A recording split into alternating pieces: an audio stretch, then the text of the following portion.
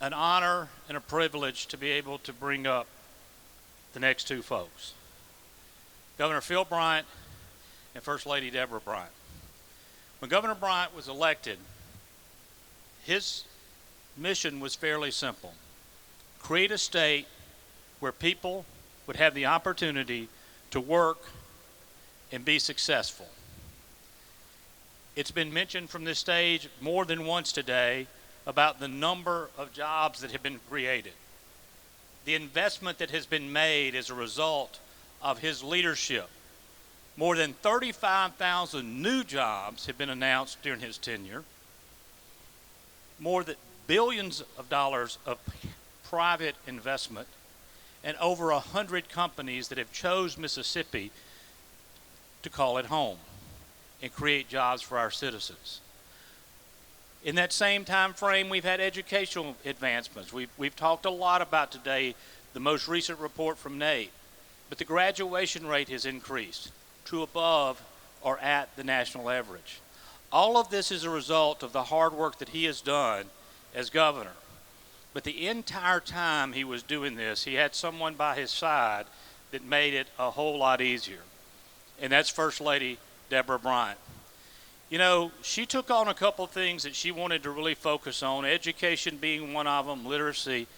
She coined a phrase that I think works really well. What matters? Mississippi matters that really matter.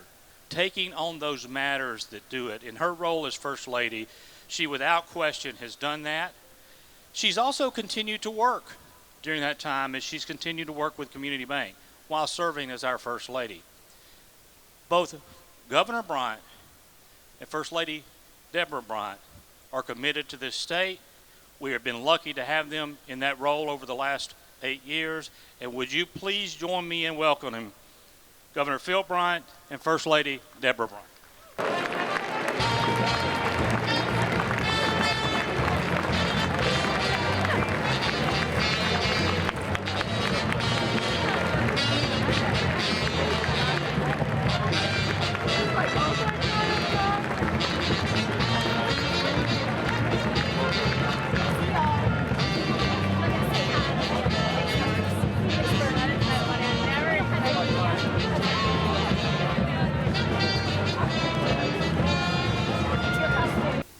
Now this is kind of fun. I don't think I've ever had a chance just to sit down and talk to the two of y'all in a setting like this and kind of talk about intimate conversation. Yeah, only 1,500 of our closest friends, exactly. So, Governor, you have spent a lot of time in public service. You started as deputy sheriff, served in the House, then became state auditor, served as lieutenant governor, and over the last 8 years have served as our governor. And over that time frame, without question, there's been a lot of things that you focused on, but one in particular, job creation, has kind of been at the core of everything you focused on. And for us to be successful in that arena, there's one thing that we have to do, and that is focus on workforce development. Earlier today, I mentioned to our crowd here that on the tables was a copy of the Mississippi Works magazine that just was published just a couple of weeks ago, that highlights some of the key careers and opportunities for our citizens across the state, and particularly our young students that are looking for something to do. Can you talk a little bit about how that came to fruition and really how it plays into your overall plan of growing Mississippi's workforce? Well, every opportunity we have to get information into the hands of students will be beneficial. Now, think back when you were in the 8th grade and most of us thought, well, we're going to be an athlete or a rock star. That was kind of our choices. And I remember asking my son about that time. I said, son, what would you like to be when you grow up? And he said, rich. Okay, I get that. I'm good. Let's figure out how we can help get you there. So the 8th graders, 11th graders, and 12th graders will get a copy of this beautiful magazine. Now, it's just not something to thumb through. They can look at the jobs that they may want. Whether it's technical jobs, whether it's building warships, whether it's in energy departments, agribusiness, healthcare, and there will be numbers there that they can call the company. They could call Ingalls, Jim, and say, I want to build warships. I'm in the 8th grade. What do I need to do? And can get directed how to get into a program then and learn how to be a master marine welder. It lists the salaries, so they'll look down and go, okay, that's the job I want because I see what the salary level will be. It will be a teaching opportunity so students can go online and see the social version of this and of course click on it and hear real stories from real people. This book, this magazine is full, take a look at it, of real Mississippians. Lex Taylor and I were just talking at the table, and Lex said, you know, that young man is from my hometown in Louisville, and he has started his own business, 25 years old. He's an entrepreneur. And so we want our students to understand there are real success stories here in Mississippi. You know, they hear enough negative ideas coming out from different areas, and when they see the success that's going on through this magazine, when they operate on the social platform that made available for them, when the teacher takes it and uses it in the training for those students so that they will look at this and say, okay, that's what I want to be. I'm in the 8th grade, I'm in the 11th grade, I'm in the 12th grade. How do I get there? So it's a roadmap to success for the hundreds of thousands of children that we need to keep here and keep in our workforce. You know, and to actually have the type of workforce that's going to be successful, it all begins with a strong education. I know that's been one of your top priorities. Yeah. We've talked a lot today, from early this morning throughout the day, about the announcement yesterday with our NAEP scores, particularly our reading. I know that during your tenure working on that, the creation of the 3rd grade reading gate, it's really started to make an impact. And we're going to put a graphic up on the screen. Y'all heard about this? Anybody mention we're number one?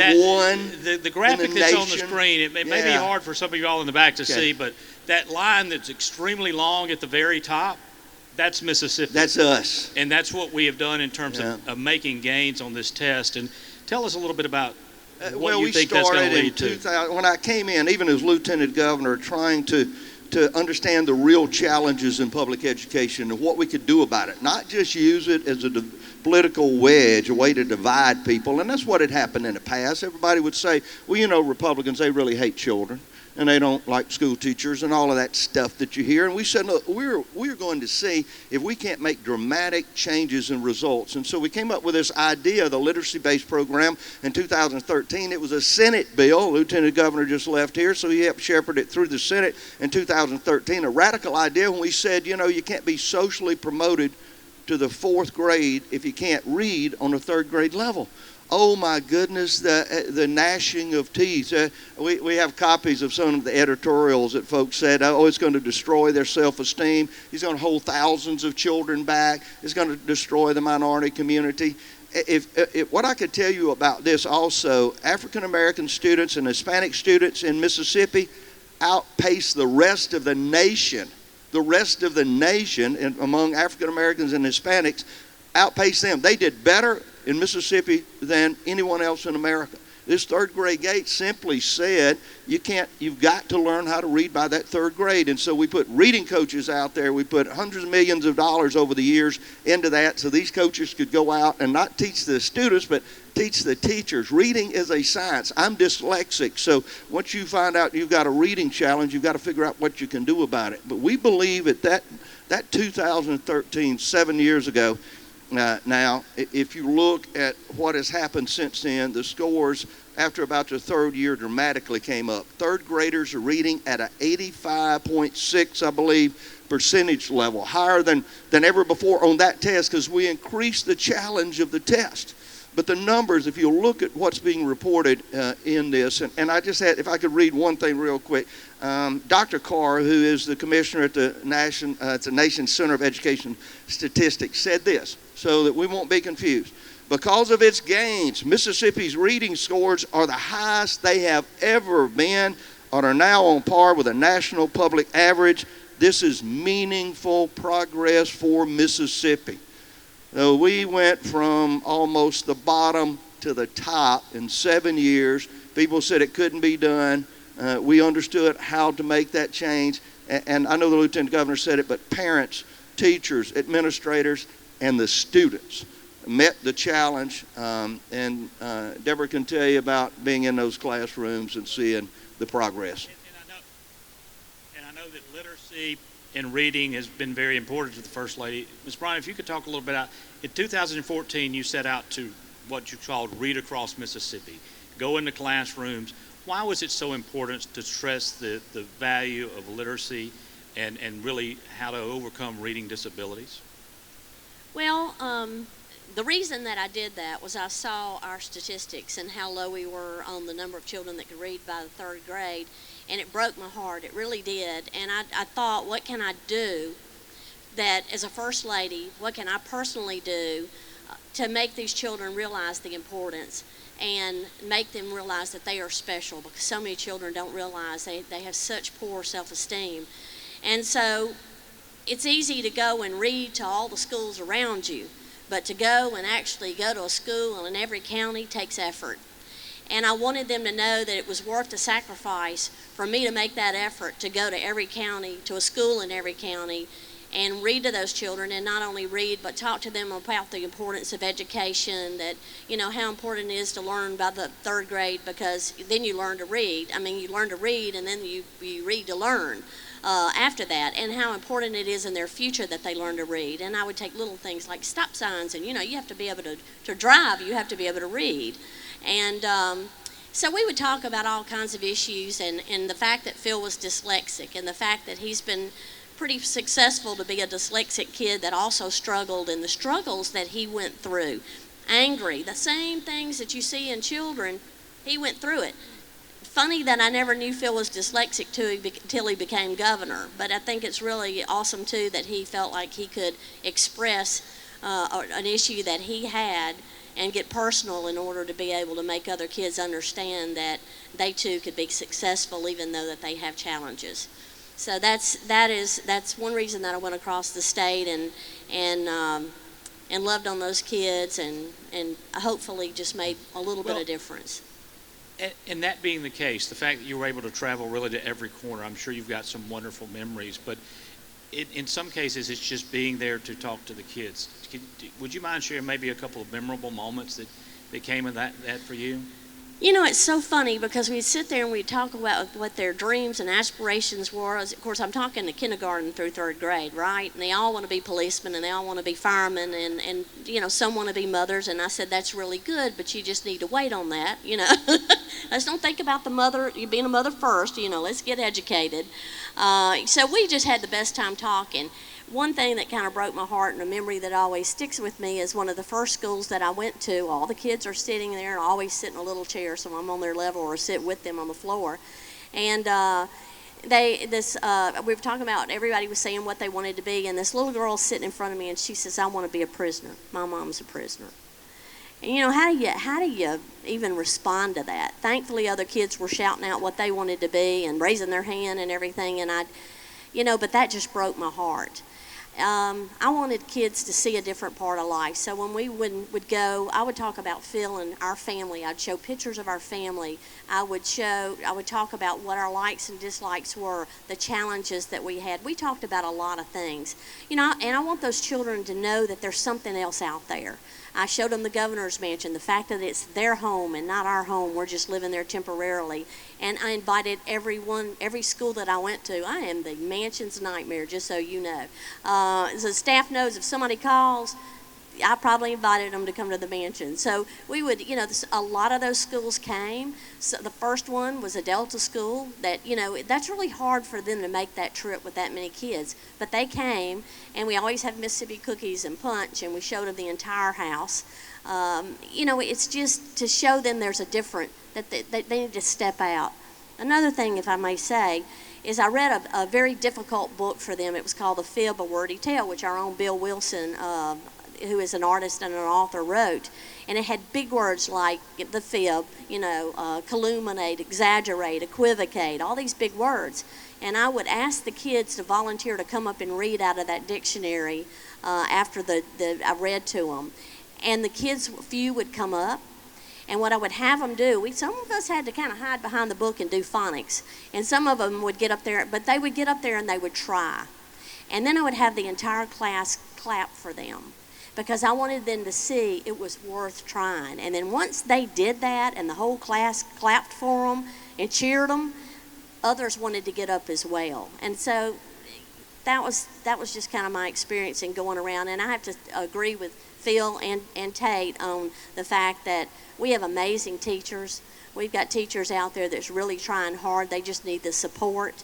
The reading coaches have helped a lot, and they're very grateful for all of that. But I went to a school yesterday, bankers in the classroom, because I work for a bank now. I'm a banker, and we talked to 3 classes on banking, and we do that to seniors and so anyway, I do this all day long, whether I'm first lady or banking or whatever I do. I'm in the classroom as much as I can be. And I'm sure those were some wonderful experiences, but you also had a little bit of a different experience too as a result of this. In 2014, when you were in Louisville, is when the tornado came through, and you actually, I guess, had to find safety, but then afterwards you said, I'm going to stay here and help. Tell a little bit about. Well, that was a little bit of a whirlwind, no pun intended. We had actually gone to Smithville the day before on a Sunday to open up their new town hall center. It was their 3rd year anniversary of their tornado, which just devastated that little town. And so my staff, my security, and my chief of staff stayed over so that we could go, and we spoke to seniors the next day and read to that school, and then also went on up to Fulton. Well, the weather started getting bad, and they started closing down the schools, and I thought, well, we don't want to get in the middle of this, so we'll, that's fine. We'll see you another time. And we started for home, headed for home. We were between Starkville and Louisville when Phil called and said, "Where are you?" And I said, "Well, we just left Starkville, and we're in the middle between Louisville and Starkville." And he says, "Well, there's tornadoes headed your way. You need to get off the road."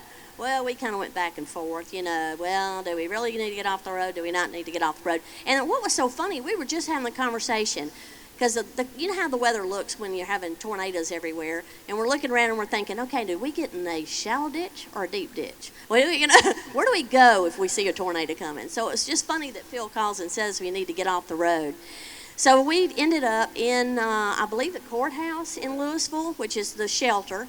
And all these people are in the hallway, just lined up, because everybody's coming in as fast as they can. They wanted to put me off in a room by myself, because I was first lady. So they want me to stick me in a room more secure than everybody else in that place. And I said, this isn't happening. And I walk out of that room, and the first thing I see is this lady knelt next to a chair praying. And I thought, oh, this is not good. But I went over to her and I said, it's all going to be good. This is going to be fine. The Lord's with us, and we're going to be fine. And I walked on down. I saw a little kid that had muscular dystrophy sitting in his grandmother's lap. And he was, when the air started going off and it started getting hot, he was not doing well. So I took that child and took him outside, and we kind of sat and waited for the next cell to come through. But I saw that tornado go on the outskirts of town. And then we immediately start hearing the hospital got hit, the nursing home was hit, there was a daycare hit. And all of these people, new people that were being affected. In fact, I was standing next to a guy as the tornado was on the outskirts of town, and his son I had met a few minutes or several minutes earlier had left. And I said, "Where did your son go?" And he said, "Well, he went home." And I said, "Do you think that's a good idea? You send him out of a shelter to go home during a tornado?"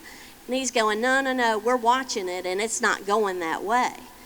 We're standing there, and the phone rings, and it's his son screaming. And their home had been hit by a tornado. He left. And Clay left. He said, I got to go. And I said, of course you got to go. And we didn't hear from him the next day. We didn't know if he was alive or dead. And he went through his neighborhood. This is just a story you should know. He went through his neighborhood, and being, I think he was part of the Mississippi Wildlife Federation. He might have been part, I can't remember. It's been a long time ago. But he said that his truck got caught on an embankment, and he got out of his truck and started running toward his neighborhood. And he said he could hear the people crying out. And he said, I'm the first one they call. It's only right that I should be there when this happened to pull them out. And luckily, his family were fine. Their house was damaged, but they were fine. So Phil calls and he says, I'm going to send somebody to get you. And I thought, what? we're in the middle of a disaster here, and you're going to send somebody to get me? I don't think so. And luckily, we had our, casual clothes in the car, and we went and put on T-shirts and jeans. And I'll be honest with you, all I could think was, I'm going to have to do search and rescue. And I started praying that God would help me with that, because I didn't know how I would handle it. But God knew I couldn't handle it, so I told Mima that I was staying, and EOC, the people there on the ground, and I said, I'm staying, what can I do? And so they put me into doing shelters. So we set up 2 shelters. And then they were bringing the people to the gym, and it was the nursing home patients, and they're putting them around the wall, and they're throwing their mattresses on the floor. And all I could think was, you're going to put that patient who may have congestive heart failure or whatever else flat on a mattress on the floor with nothing. And so I got my team, and we went to Walmart, and we picked every blanket, every pillow, every pillowcase, everything that we could find up. And we came back, and I knew it was all worth it, because the first little lady that I put a pillow under her head, she says, thank you, darling, that's so much better. So, I just believe God puts you in places that you need to be. And I believe I was put there for a purpose, and I was just glad to be over there and to see the incredible work that the community did pulling together in that situation and making it all work. Now, Governor, when she said she wasn't coming home, what were you thinking? We had a fairly energetic discussion about that, and she won again. But the terrifying time was when I asked her, where are y'all at? And she turned to security and said, where are we? And they said, we're approaching Louisville. And I was at MEMA headquarters watching one of the largest storms I had ever seen on radar bearing down on Louisville. So that was a little challenging to know that my wife and her team were right in the middle of that storm. And then she said, well, we'll come home. And I said, you've got to get to a shelter. Luckily, they were able to get downtown to the courthouse. And it was a little while before I was able to get back in touch with her.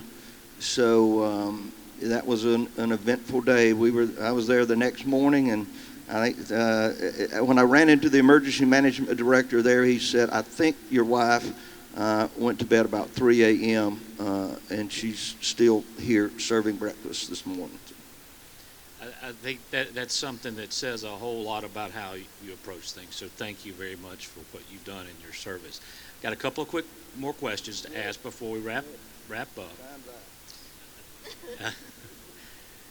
When y'all first got elected and moved into the mansion, there was the need for some preservation work. Y'all actually had to find alternative housing. You mentioned the mansion earlier and the importance of having kids throughout the state understand the value of that home.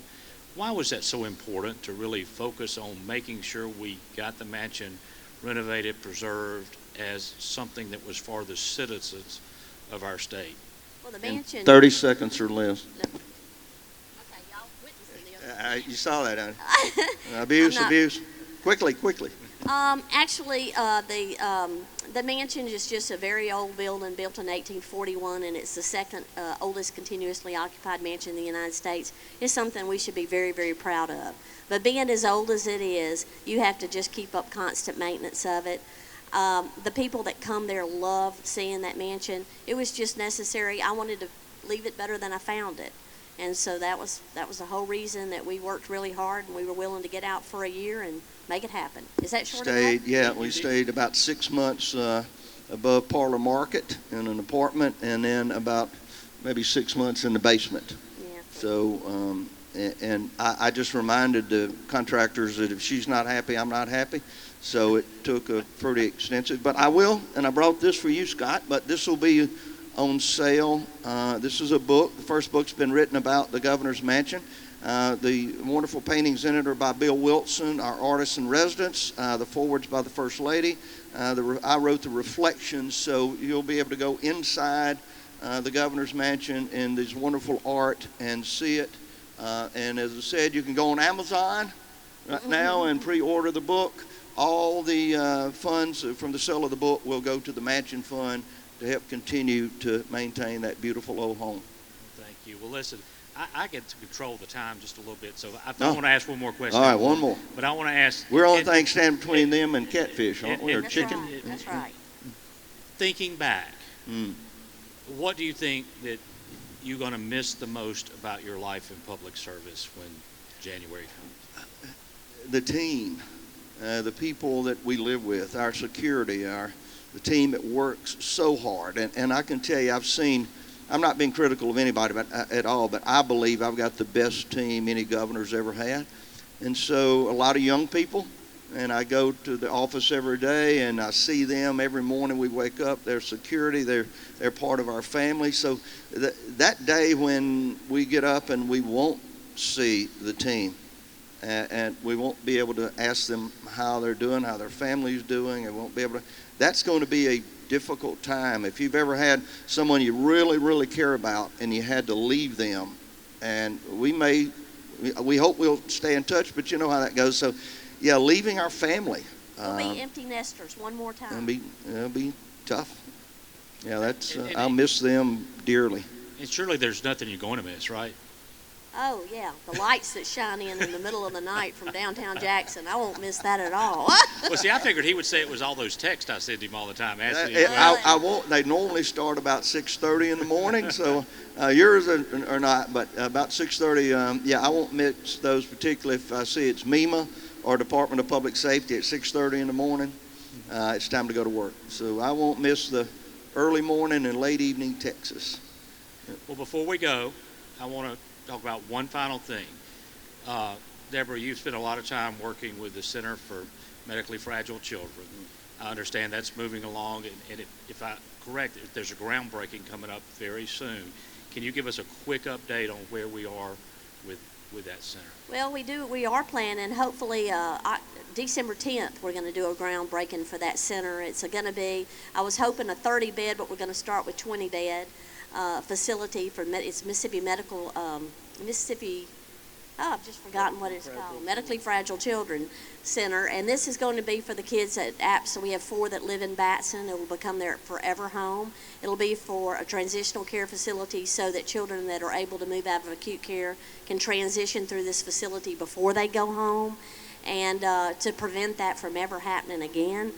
And I just think it's going to be a great thing for the state of Mississippi. Right now, these parents have to send their children to other states, and that's got to be hard. So we're excited about starting this. UMMC will own and operate the building, and we're making it a home-like facility for these kids. Well, on behalf of all the great work that you've done, not only on that project, but for the state of Mississippi, we'd like to make a donation to the center in your honor. Thank you. And we really appreciate it. Ladies and gentlemen, Thank you so much. would y'all join me in one more time thanking Governor Phil Bryant, First Lady Deborah Bryant for what they have meant to Mississippi.